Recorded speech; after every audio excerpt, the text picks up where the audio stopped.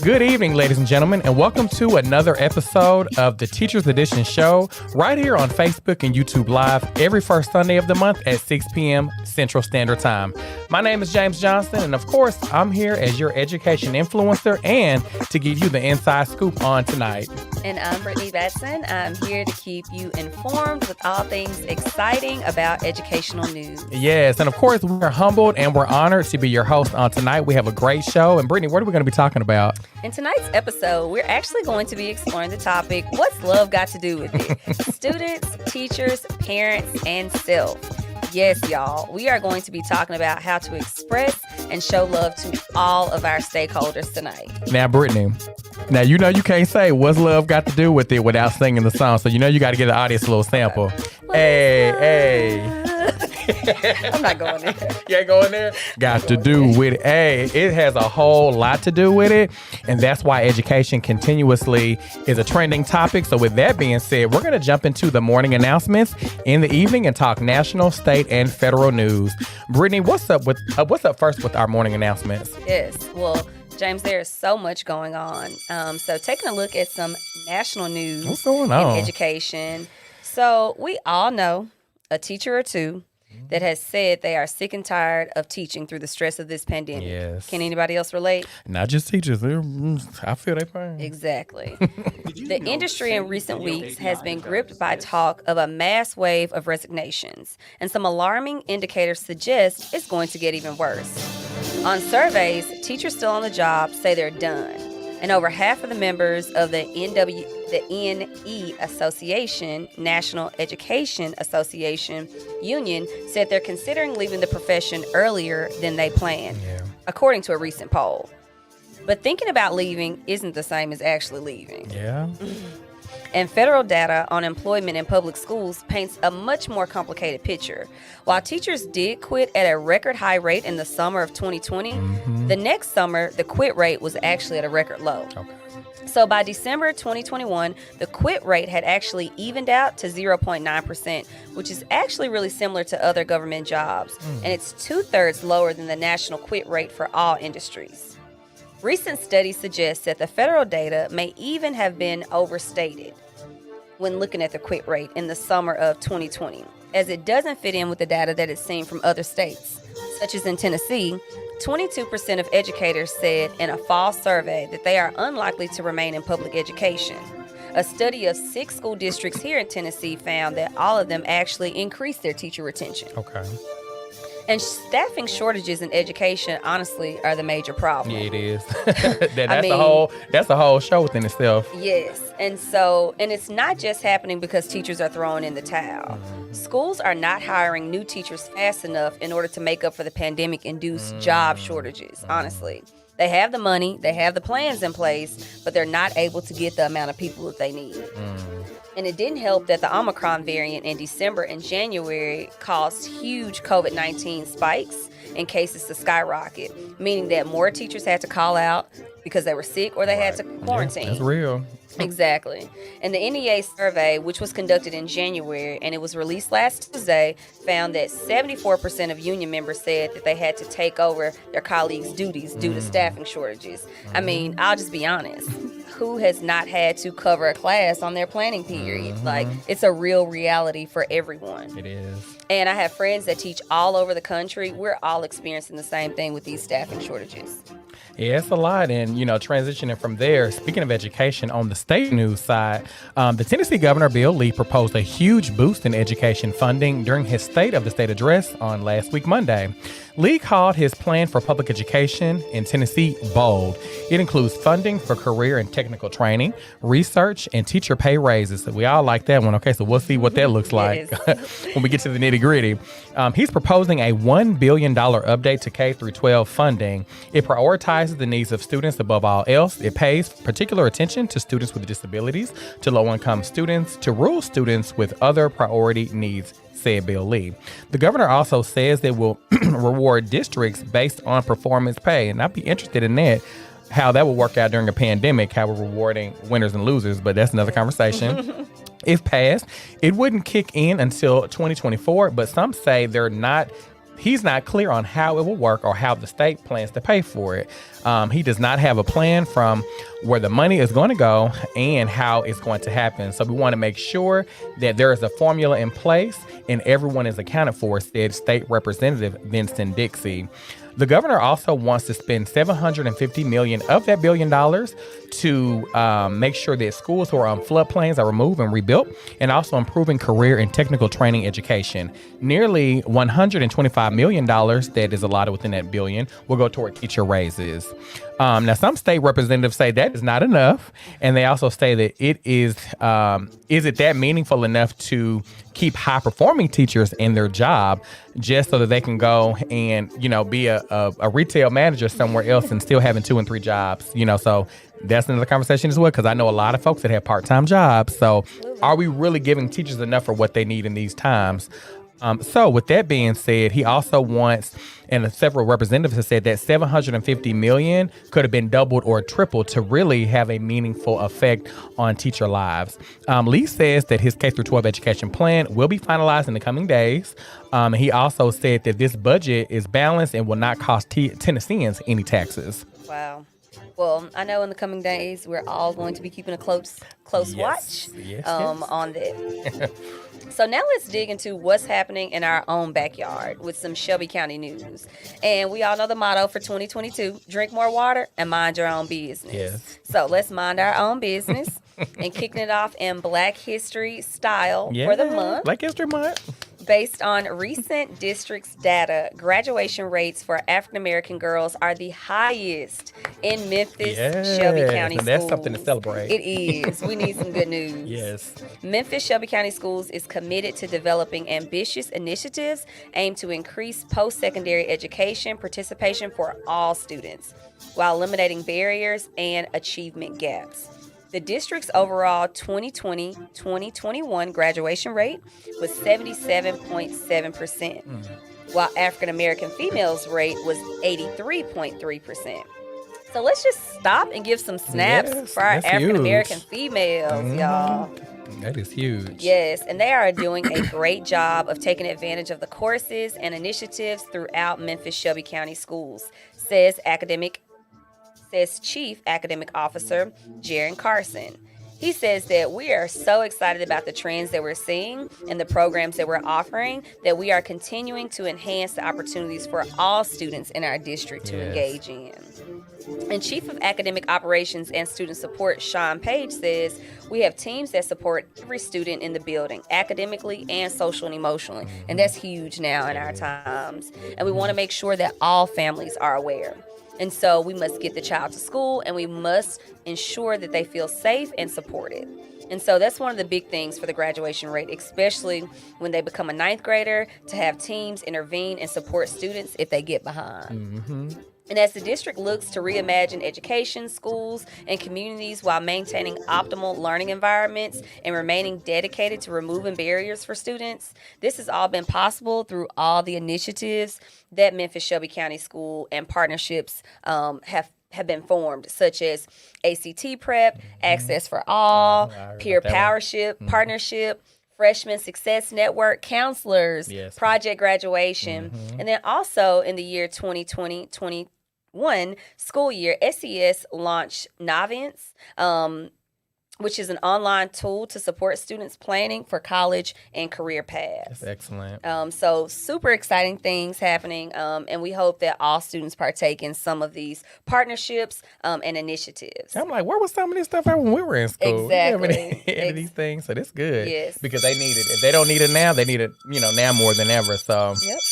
So with that being said, thank you, Brittany, for those wonderful local updates within our education news. So, of course, now we're going to get ready to head into the Teacher's Lounge where the conversations and everything in between goes down. And, one thing that I say about people going to Teacher's Lounge, you never leave on an empty stomach. Okay? Now, if you don't leave full, the job was not taken care of. The assignment was not understood. So I think we're going to understand the assignment today because there's going to be a lot to talk about. But with that being said, we got to spice it up. We know about those icebreakers, those things that help folks in the audience get to know us a little bit better. So I want to do this or that with each other. Are you cool to do that? Yes. Okay. I'm down. So I know we did that last month with our guests, but I was like, you know what? Let's do that with each other. So, folks get to know the people behind the host, behind the producing. So I think it's important for us to connect. So I'm going to do a little this or that with you to get us started. And then, don't give me too many surprises. Okay. You won't? I won't. Okay. All right. So I'll start off first. So for those in the audience who don't know, so this or that it's just a quick flash round of this or that. So Britney and myself will basically have two different topics, and this is to help to get to know each other better, where she will choose this or that. You ain't got time to think. You can't opt out, as they say, and then we'll just go from there. All right? And we have not seen these questions beforehand. All right, so are you ready for this or that? I'm ready. All right. Here we go. First one, fried chicken or baked chicken? Ooh. I'm a Southern girl. Fried chicken. Okay. All right, a $50,000 shopping spree or a 7-day all-expense-paid vacation anywhere in the world? I am an experienced type girl, so I'm going to take that 7-day vacation. I knew you were going to take that one. I knew it. At any time. Okay. Jewelry or perfume? Ooh, jewelry. Okay. Pandora. Okay. Netflix or satellite TV? Netflix. Okay. When I say your girl does not have cable, Netflix. Look, I don't need it because I don't watch TV. I don't blame you. All right, okay, last one. A road trip or going camping? I'm going to take the road trip. Okay. I'm an outdoorsy type girl, so I like camping, but I love a good road trip. Okay. I feel like you can learn a lot about whoever you're traveling with and just enjoy the experience. So definitely road trip. Okay, I like this. Okay. Yep. This or that. Yep. Understood the assignment. Okay, you ready? Do I have a choice? Okay. Here we go. All right, what you got for me? I'm going to start off easy. Oh, goodness. Barbecue chicken or barbecue ribs? Oh, barbecue chicken any day. The ribs be too salty for me. I used to love ribs growing up, but it's the chicken for me. It's the chicken. I'm sorry. Okay. Listen to a podcast or read a book? Oh. I'm gonna say listen to a podcast. Okay. I like the interaction, just hearing it, because I hear myself within a podcast. I'm gonna say listening to a podcast. Okay. Mm-hmm. Okay, that's a good one. Okay. Sleep in an hour later or get in the bed an hour earlier? I'm gonna have to sleep in an hour later. Everybody that know me knows I'm a night owl. I will stay up late, but if I can get that extra hour of sleep, just let me stay in the bed, because I don't go to bed early. That's part of my problem. I need to go to bed early, but I'm gonna sleep in an extra hour. Okay. Sweet tea or lemonade? Oh, lemonade. Everybody, oh my God. And pink lemonade at that. Pink. I don't like tea. Pink. I'm not a Southern. I don't want to tell everybody that. I guess they know now. But I'm not a tea person. I love lemonade. Yeah. Definitely. Okay. Italy or Dubai? Oh, so I thought about the experience of Dubai, but I want to go to Italy for the shopping. But I'm gonna have to say Dubai though, because I feel like the experience and like all the things to do. Yeah, I'm gonna say Dubai. Okay, yeah, that's a good one. Okay, last one. Okay, I'm sure most people probably know this about you. Mm-hmm. Blazer or sweater? Oh, I'm gonna say blazer. Okay. I like sweaters, but I would prefer a blazer over a sweater. Okay, why is that? Honestly, it depends on the type of sweater. The way this quarantine way was set up, we ain't doing sweaters right now. So if we being truthful, so I'm gonna just do the blazers for right now. But I like a good sweater. The sweater will come in second. Okay. Come on, this or that. Come on, this or that. I love it. So with that being said, we love to just connect with the audience. We love connecting with each other, of course. And we feel like that's one of the great ways to kick conversations off, to really know, what we're thinking, where we're coming from. So with that being said, we want to go ahead and go into the actual conversations, which is what everyone is here for, because there is a lot to discuss. And tonight's topic is, what's love got to do with it, okay? I don't know if you heard from Tina Turner, from Fat Joe and Ashanti, but love has everything to do with what we do as educators. And tonight we're going to be focusing on what love has to do with it as it relates to students, teachers, parents, and even self. How do we express and how do we give love during the month of love, right? Valentine's Day is coming up. You have the Random Acts of Kindness month this month, where acts of love is displayed through service. But how do we do that on a day-to-day basis? And how do we do it consistently? Because sometimes it can get hard, but what does that look like? And, how can we do that through the work that we do? So, and how can we be intentional about showing our love? Yes. Right? And so, yes, let's jump into it. Okay. So I think our first topic on tonight is, first of all, we cannot show love to students. We can't show love to teachers or parents unless we show love to ourselves first, okay? They say when you are on an airplane, ladies and gentlemen, boys and girls, I need you to put the oxygen tank on yourself first before you put the oxygen tank on somebody else, because I don't need you to fall out trying to get to somebody else. Exactly. So what does self-care look like in terms of just taking care of ourselves in education, whether we're a school leader, a teacher, an advocate? What does that look like, and what does it look like for you specifically? So I definitely think that, when talking about self-love, I think it's one of those things that oftentimes as educators, we simply forget to do. Yeah. Right. We're just so used to the hustle and bustle of getting caught up in, providing for our students and, providing, for the school and so I think it's so easy to forget self. So I think that's one of the goals that I'm working on this year myself. Okay. I know for me, when it comes to self-love, is having balance. And I know, we had talked about time before, and I know you'll probably elaborate on time. But for me, it's balance. And the first thing when it comes to balance is the power of no.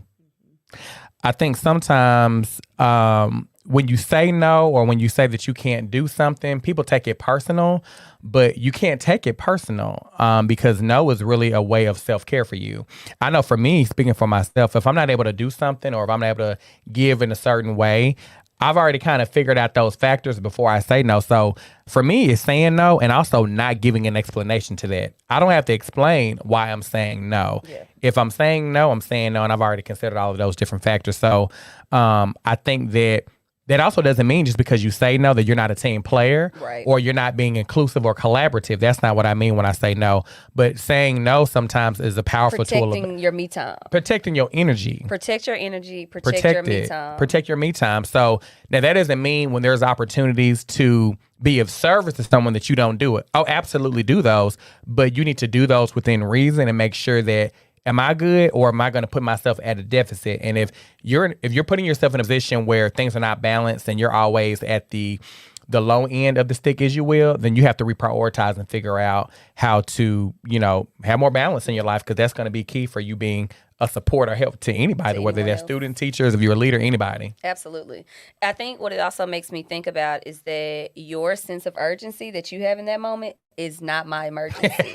That's true. And that's something that I'm having to learn, and really grapple with. It also makes me, that also made me think of protecting my me time. Yes. And when I think about protecting my me time, I mean, how many of us have walked into a classroom or saw a colleague's planner and they actually saw me time scheduled out on there? You see parent-teacher conference, you see grading papers, you see, uploading lesson plans, you see all of these things except read a book, binge watch your favorite show. And so that's something that I'm actually learning how to do. My mentors, actually, my principal this year, she's helping me work through those things, like calendar out your me time. Yes. Like, when are you scheduling time for self?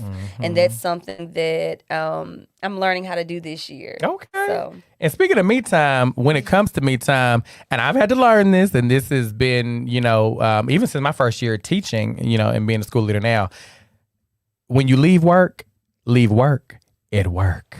Okay, I'm going to say it again. When you leave work at work. Like, there's a science behind this. I was a science teacher.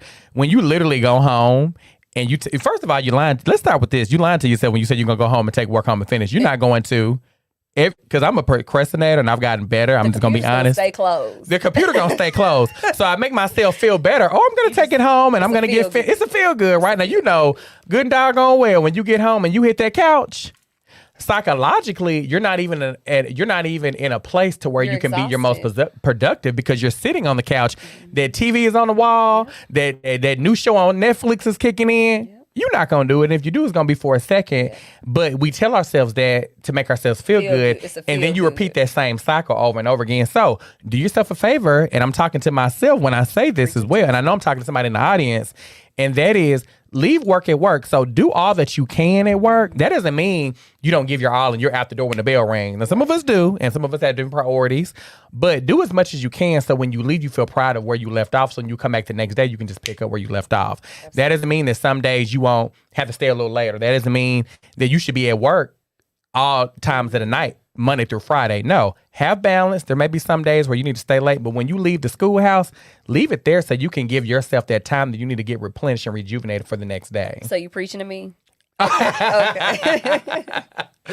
Look, I'm just saying, but it's hard. And then, speaking of that, I think too, when we talk about self-care, I think it's important to talk about gratitude and giving each other grace in that same token. I know you just set up. Yes. I know you got something to say about that. I do, because it's not just calendaring me time. It's not just taking those moments to schedule time for yourself, but also to celebrate yourself. Ooh. Right?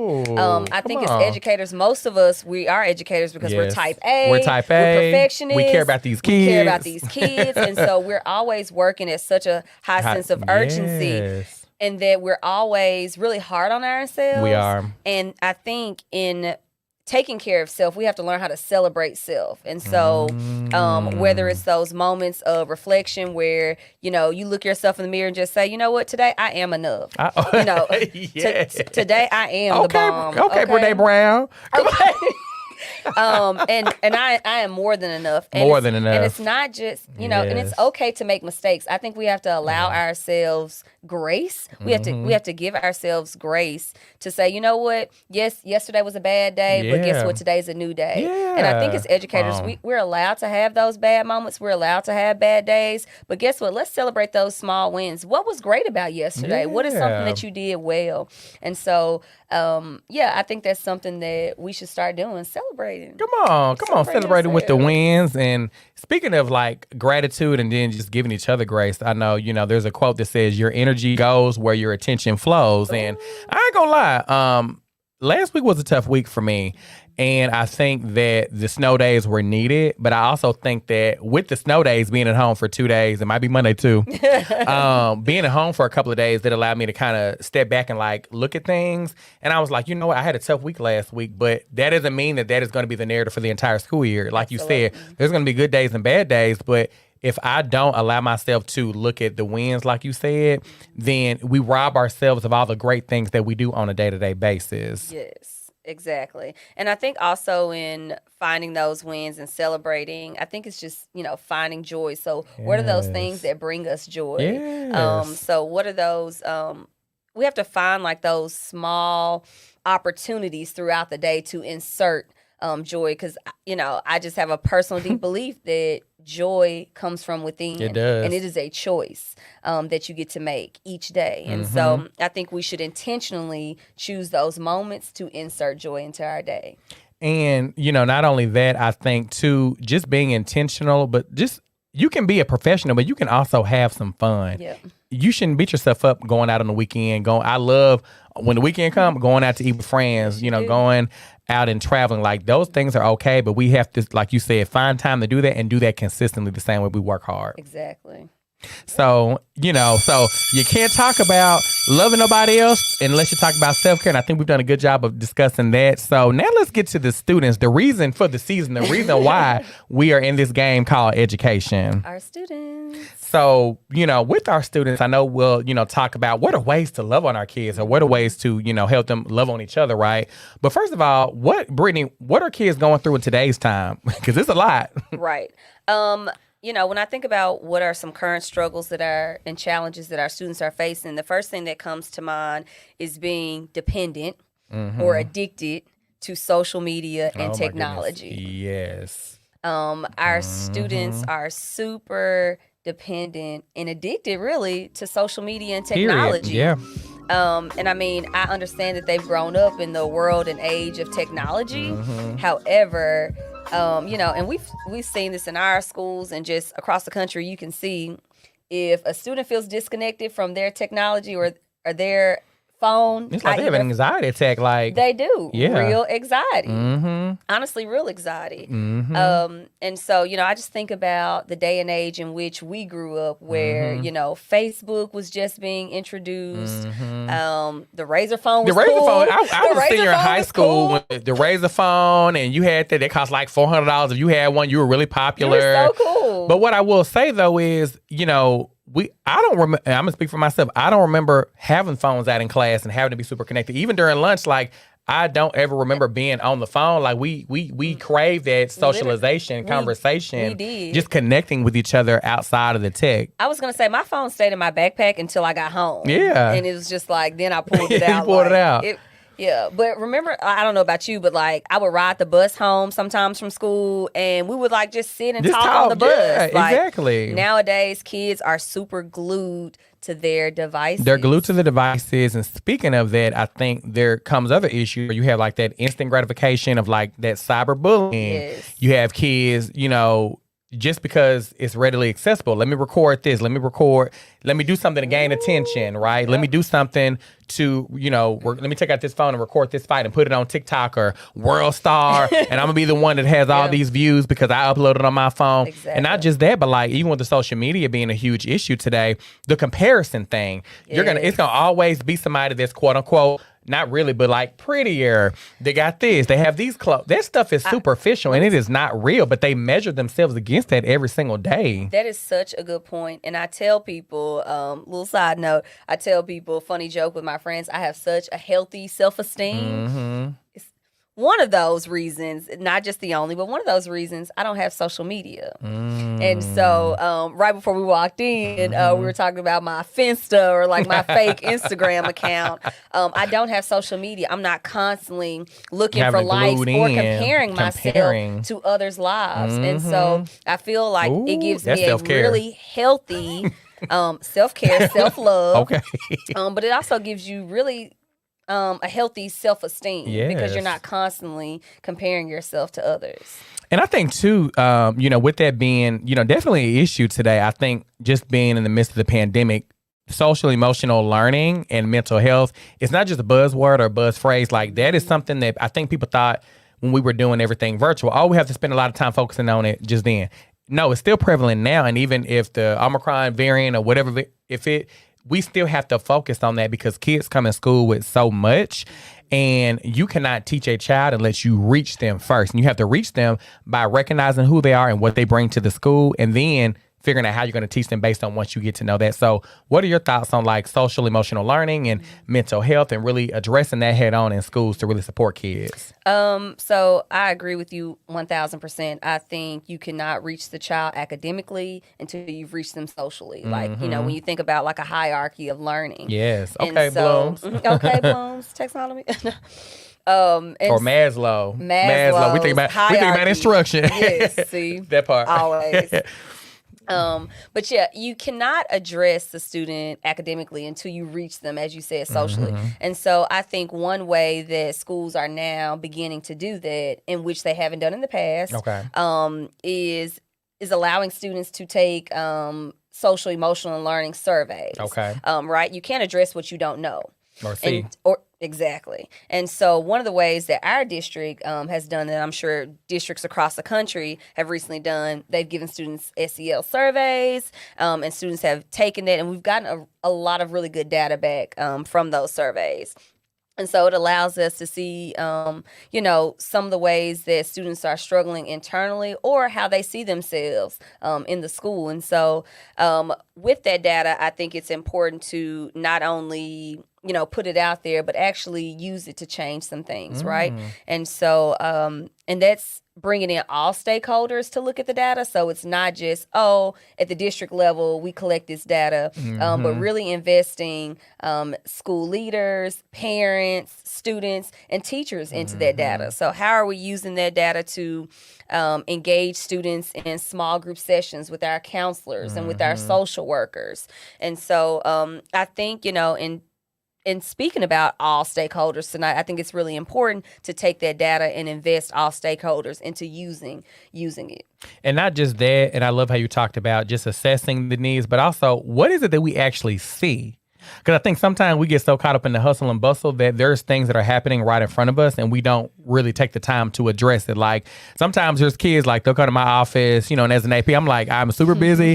And they're like, hey, I want to talk to you about something. I'm like, okay, give me 5 minutes or, whatever the case may be. And I think one thing that teachers are frustrated with is, look, I can't teach and be a therapist and a social worker. And teachers, I don't think need to do that, right? But I think let's also get present to what we see and then make sure that we're sending students to the right people who can support them. Like you said, the counselors, the social workers, those wraparound, even the school nurse sometimes, like if they're not feeling well, because teachers can't do it all, neither can school leaders. So what does it look like to get kids to the right people, but not ignoring them when those visible presence signs are actually there? Yeah.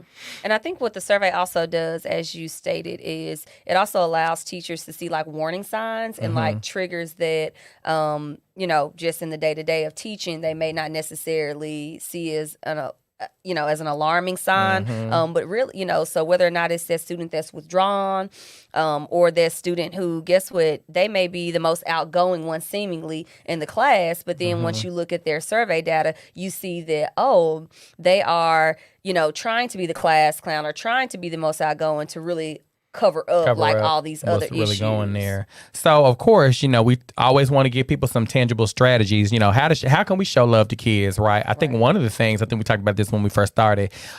This month is actually Random Acts of Kindness Month. So teachers, school leaders, you have a chance to really be very strategic and to model what kindness can look like. And I'm just going to, speak personally. I think that, I did have a challenging week at work last week, but I think also finding opportunities to model the type of behavior and expectations that we want to see from our kids and even our parents sometimes is important. So that's just one strategy. You can look that up, randomactsofkindness.org. There's plenty of strategies and things that you can do to really not just be kind, but be of service, because service is one of the highest regards of love when you're doing something for others. So that's one strategy.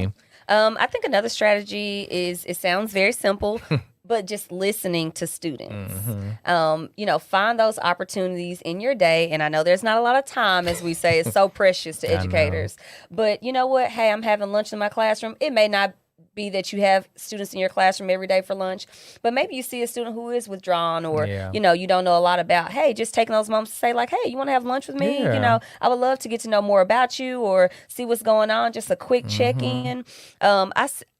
I think, it sounds simple, but listening is a great one.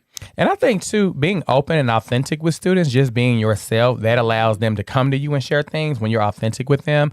And I even think things like mentoring programs. I know in my school, several of the male teachers have created this Boys to Men program, right, where they're really providing an outlet for young males to express themselves, which a lot of males don't do. Just, really talk about things that are going on in their life and really just having a support group to support them through like some emotional things that a lot of males don't tend to do. So those are just a few things that you can do to express love and to really help kids process things during this difficult time. Yep. And with that being said, we would not be in this business without talking about kids, but we also wouldn't be in it if it wasn't for our parents, okay?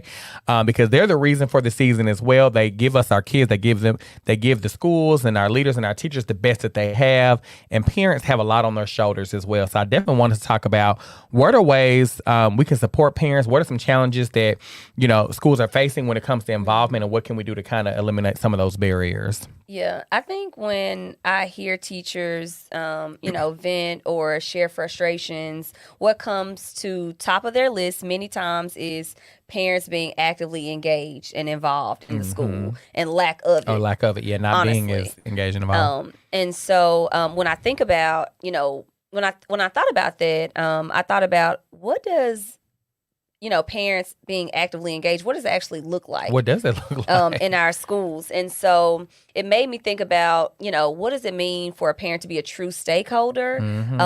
Because we say it all the time, parents are our stakeholders.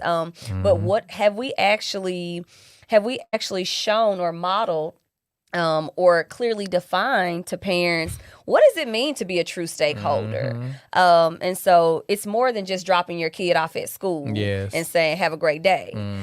So I wonder, as school leaders, have we really been intentional about actively engaging our parents? Have we actually modeled? Have we actually clearly defined what does active engagement look like for our school as a parent of a student here?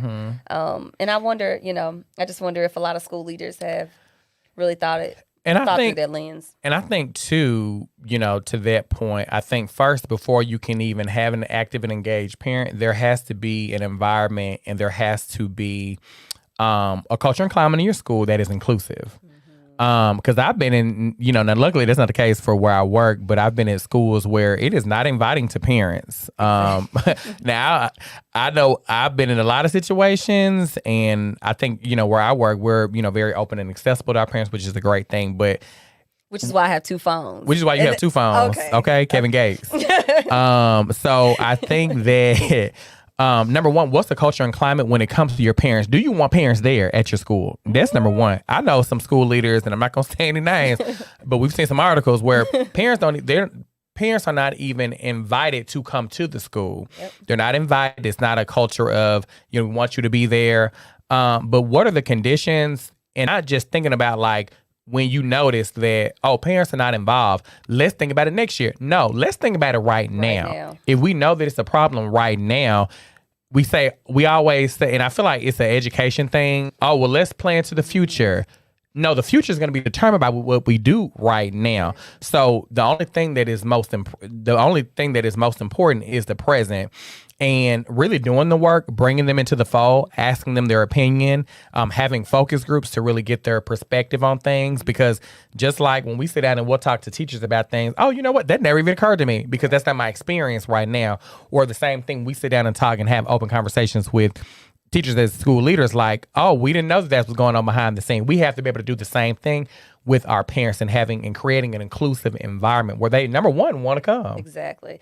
And I think as everything always does, I think it starts with your vision and, really asking yourself, so what does the vision of my building look like for my parents? So what does an inclusive environment look like? What does it look like to see parents actively engaged, not only in events for the school, but also in the classroom? Yes. So some strategies, how you can show parents love. Number one is give them a voice and a platform. So if you're a school leader or you're a teacher, you want to figure out how you can do that, give them a voice and a platform so they can express themselves and some concerns that they have. Yep. Also, another way is making emotional deposits early on. And so a lot of times I hear parents say, well, I didn't, you only call when, so-and-so is acting up. So how are you focusing on the positive and making those positive investments or emotional deposits early on? I know one strategy is home visits. So visiting parents in their home. And I think another strategy where you can show parents love is, number one, celebrate parents for the things that they do and the sacrifices that they make to get their kids to school every single day, and find opportunities to have parents convene consistently. So that means parent groups, having opportunities to celebrate your parents, to, show some appreciation. Just like we have teacher appreciation and all these appreciation. We need to have something dedicated just for parents to love and to love on them. Forums, right? When you have your honors programs, really taking the time to say, you know what, parents, we're not just honoring students, we're honoring you, because your child would not be an honors student if you didn't make the sacrifices needed for them to have those good grades, to be able to do that research project and go the extra mile to really exceed projects or whatever. So I think celebrating the wins, celebrating things that the schools are doing well, so that parents are also proud of sending their kid to whatever school each and every single day. Absolutely. And speaking of pride, one way to really get parents invested and have a strong sense of pride for their student school is to find ways for them to volunteer. And I think about this not just at the school level, but also let's think about like those sporting events. Yes, a lot of teachers volunteer they do. At sporting events, but what about asking parents to do the same thing? They would love to. They would love to. So and I think that will create a strong sense of pride. That's good. That's excellent. So, parents, if you're listening, those are some things, teachers or whoever, those are things you can do to express love and really show love throughout the year. And then, of course, last but not least, how do we show love and express love to our teachers during this very difficult time, Brittany? Okay. So I'm going to start this off by saying teachers are stressed. They are. Let me say that again for the people in the back. Teachers are stressed. And, over the past year, teachers have been asked to teach in ways that they have never been asked before. The traditional learning model has been flipped on its head, and what was once routine is no longer routine. Nope, it's completely different. And we all know that with any new changes comes stress. And so although some stress in our lives may be good, when it gets to a certain level, stress can be harmful, not only to our physical, but also our mental health. Okay. And we've seen that over the past 2 years. We have. So whether you are a school leader, a district leader, a concerned citizen, or a policymaker in Washington, D.C., it is all of our responsibility to ensure that we are supporting our teachers, and all of us must do our part in lightening their load. And so this is exactly what we're talking about, inviting all stakeholders to the table and saying that all parties named as stakeholders are responsible. And so this is the one time earlier in the segment I said, what did you say? I said, drink your water and mind your business. and mind your own business. You did. But this is the part where I'm saying, don't mind your own business. Don't mind your business. Because education is everybody's business, okay? Everybody's. We all have a hand in it. We all. And whether you have kids or not, based on how your kid is educated, is going to determine the type of community, whether crime going to go up or go down, whether we're going to have thriving businesses, and whether we're going to have thriving school systems. So whether you have kids in the system or not, education is everybody's business. I don't care who you are. Absolutely. Absolutely. And so in that same token as we have to stop and think about what students are facing, what are some of the challenges that you feel like teachers are facing during this difficult time? Well, the obvious thing is COVID-19, because it hasn't gone away and these different variants are popping up. So there's a level of stress there because, first of all, just the stress of it all, having to constantly prepare for the unexpected and really, you can't prepare for the unexpected, but just doing the best that you can to adjust to it. You have people with health issues. I think sometimes folks are a little bit more lax when it comes to the different, washing your hands or wearing the mask. And you have some folks like, it's whatever. But you don't know what underlying health conditions people may have. And people are not inclined to talk to you about those things. So absolutely. I think that's a stress, right? And I think sometimes there's judgment that's cast. Maybe when a coworker or somebody takes off work, you don't know what they're taking off work for. So I think just that within itself is a stress and something that teachers are facing today that has had an impact on them. Absolutely. And let's talk about lack of resources. How many times have you heard a teacher or have experienced lack of resources, right? Or, really say that, hey, I have some friends that have had to actually provide their own PPP. Yeah. Wait a minute. Their own PPP supplies, hand sanitizer? Their own. I'm talking about Lysol wipes. I'm talking out of order. Out of order, right? So it's gone beyond just providing paper and pencil. Yeah, because that's been right? We've been that horse dead. That horse is dead. But now they're having to provide masks because their kids come to their classroom. Oh, my mask broke. Oh, they gave me one at the door. Oh, we don't have any more. So now teachers are having to provide their own mask, right? In addition to that, I think a big thing that nobody's really talking about are the staffing issues. So when you have teachers who are sick, which there's teachers who are sick, you got some teachers who take off, they need a mental health day, but then that has an impact on the teachers and the students who are there. You have teachers who are trying to provide coverage because there's an issue with subbing, and there's not a lot of subs out there who want to sub just because of what they've heard on TV and what's also a reality. You have folks who are not entering the profession as they, were, a couple of years ago before the pandemic came. So staffing issues are a huge thing that I feel like that is really not discussed a lot, but that has had a huge impact on teachers and students, because you even have kids. I know at our school, when we've had subs saying like, dog, like we got a sub today, but it's not just us, it's everywhere. Like it's a big thing. Absolutely. And then I also think about the pressure of state testing has not changed. And we're still held to the same high expectation that we were pre-pandemic as we are in the pandemic. Exactly. And so I think teachers are feeling a lot of their pressure still. And it's not fair. And it's not. And I think that there should be, accountability. There should be growth. But I think still having to be under those type of pressures during a pandemic is unrealistic for teachers, and it really just shows how teachers are not really highly regarded as they should be because those adjustments are not made. Like this is a state of an emergency. This is like a real life thing, and it's not it's not prioritized. But I know in that with that being said, like, what are ways that people, whether you're a school leader or a colleague of a teacher or even folks in the community, what can be done to kind of support and love on teachers during this difficult time? So I think one of the strategies is a strategy called Keep It Skinny. Okay, please elaborate, because I need that strategy. So I think we all do during this pandemic, right? After being at home and cooking all the time, myself included. I think so Keep It Skinny is when you focus on what matters the most and you cut the rest. My mother used to always say, baby, take the chicken and spit out the bones.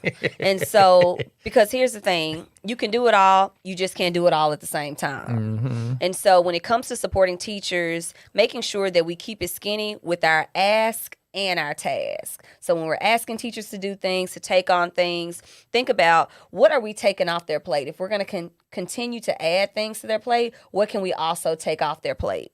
And so, otherwise, our teachers are, of course we like to think of them as superheroes, but they're still humans at the end of the day. I think two strategies for me. One of them is, to your point, as a school leader, it's what can I do to take the load off of the teacher? So if it's something that I can do, or I can prioritize something to where their main focus is teaching in the classroom and they're not having to have all these additional administrative things, I'm going to do that, right?